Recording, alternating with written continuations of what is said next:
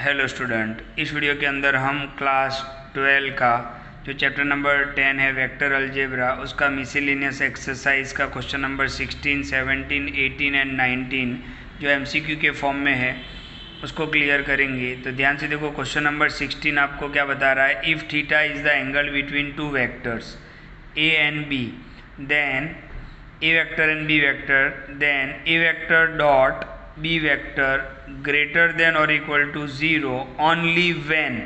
Okay, यानी आपको ये दिया हुआ है।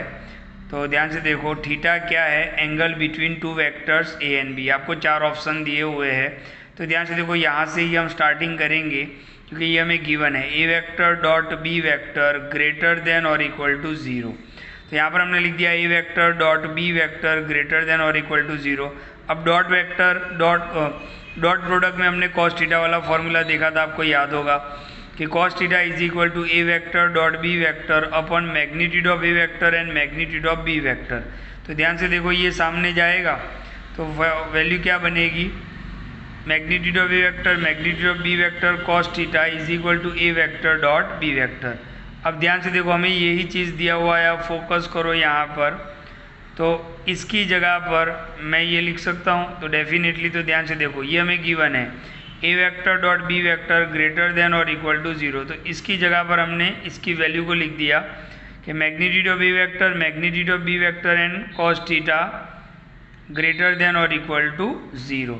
तो ध्यान से देखो, magnitude of A vector, magnitude हमेशा पॉजिटिव होता है, तो डेफिनेटली ग्रेटर देन और इक्वल टू 0 होगा। ओके, तो मैग्नीट्यूड ऑफ ए वेक्टर क्या होगा, ग्रेटर देन और equal to 0। Magnitude of B vector भी क्या होगा, ग्रेटर देन और इक्वल टू 0। और कॉस थीटा फर्स्ट क्वाड्रेंट के अंदर, कॉस थीटा फर्स्ट क्वाड्रेंट के अंदर पॉजिटिव होता है, यानी वहाँ पर भी हम ग्रेटर देन और इक्वल टू 0। यानी कहीं ना कहीं आपका जो थीटा है वो सिर्फ यहाँ पर ही हो सकता है, क्योंकि देखो मैग्नीट्यूड ऑफ ए वेक्टर तो वो भी पॉजिटिव होता है, तो यहाँ पे होगा, ये भी यहाँ पे होगा मैग्नीट्यूड, और कॉस थीटा भी फर्स्ट क्वाड्रेंट के अंदर क्या होता है, पॉजिटिव होगा। तो इसका मतलब ये हुआ कि जो थीटा है या तो 0 होगा, या तो π/2 होगा, या तो उसके बीच में होगा। तो कौन सा कंडीशन, यानी हमने तीन चीज़ों पे फोकस किया। तो ये भी पॉजिटिव, ये भी पॉजिटिव, क्योंकि मैग्नीट्यूड ऑफ एनी वेक्टर तो पॉजिटिव होता है, मैग्नीट्यूड ऑफ बी वेक्टर तो भी पॉजिटिव, और कॉस थीटा वो भी फर्स्ट क्वाड्रेंट के अंदर पॉजिटिव ही होता है, मतलब ग्रेटर देन 0 ही होता है। तो यहाँ पर तीनों चीज़ें जो है वो फर्स्ट क्वाड्रेंट में ही, और फर्स्ट क्वाड्रेंट यानी क्या होगा, 0 to π/2। तो आपका आंसर ऑप्शन बी आएगा, राइट। ओके, यहाँ पर भी देखो π/2 तो है, लेकिन इक्वल टू नहीं लगा हुआ है, तो ये 0 या 0 से ज़्यादा, यानी 90 और 90 से कम, तो मतलब 0 और π/2 के बीच में, या तो 0 और π/2 भी हो सकता है। तो आपका ऑप्शन बी यहाँ पर राइट होगा। सेकेंड 17 नंबर पे चलते हैं, बहुत ही आसान है। A vector and B vector are two unit vector. अब यूनिट वेक्टर का मतलब क्या होता है, उसका मैग्नीट्यूड 1। तो मैग्नीट्यूड ऑफ ए वेक्टर भी 1, मैग्नीट्यूड ऑफ बी वेक्टर भी 1, and theta is the angle between them, और थीटा उनके बीच का एंगल है। Then A vector plus B vector is a unit vector. देखो ये भी हमें यूनिट वेक्टर दिया है, तो हमने लिख दिया कि ए प्लस बी यूनिट वेक्टर। तो यूनिट वेक्टर का मतलब क्या होता है, 1।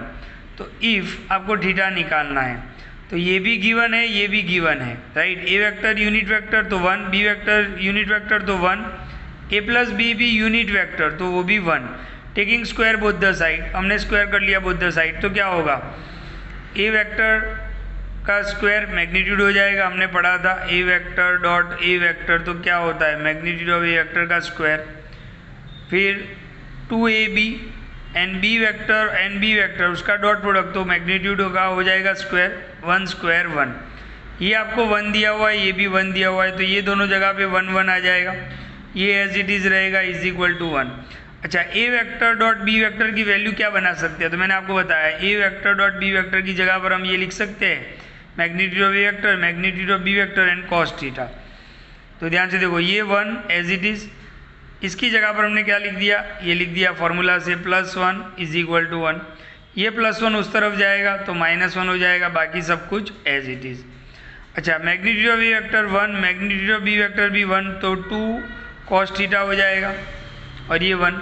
अच्छा, इस साइड वाला 1 इस तरफ ले लिया, तो 1 - 1 0, 1 + 2 cos theta is equal to 0। ये +1 उस तरफ तो -1, 2 डिवाइड में cos theta is equal to -1। cos theta negative कहाँ पे होता है? सेकेंड क्वाड्रेंट के अंदर, और सेकेंड क्वाड्रेंट में क्या होता है? Pi minus. सेकेंड क्वाड्रेंट में क्या होगा? Pi minus.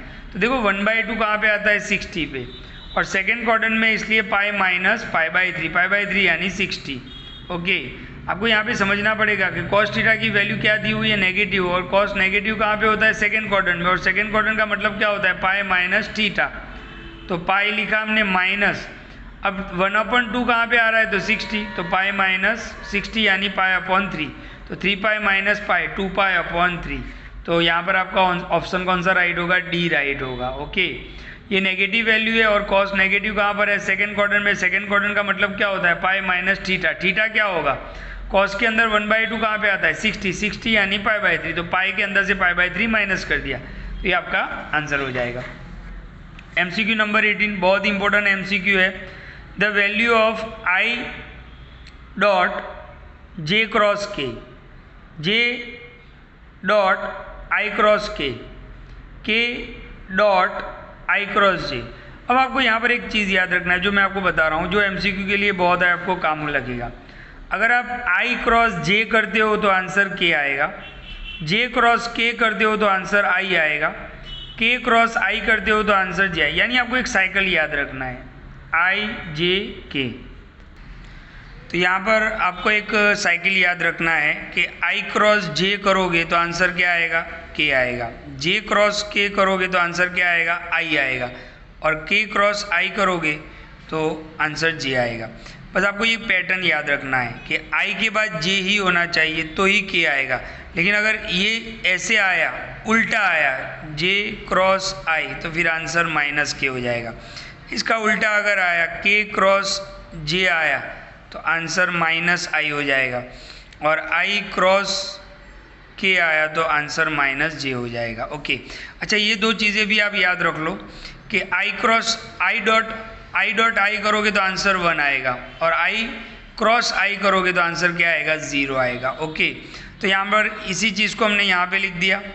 देखो I as it is dot as it is, J cross K, तो J क्रॉस K तो आंसर क्या आएगा? I लिख दिया हमने, plus J dot I cross K। तो अब देखो I क्रॉस K में क्या है? तो -J है, तो ये -J लिख दिया हमने। हाँ, K क्रॉस I आएगा तो पॉजिटिव J, लेकिन I क्रॉस K आएगा तो negative J। Okay, K as it is, फिर डॉट I क्रॉस J, तो चेक करो I क्रॉस J तो क्या आएगा? आंसर K आएगा। तो ये पैटर्न आपको याद रखना है कि I J तो K, J K तो I, K I तो J। लेकिन अगर उल्टा हो रहा है तो माइनस में चला जाएगा। अच्छा, अब इन दोनों का डॉट, तो डॉट में हमने देखा कि आंसर कितना आएगा? 1 आएगा।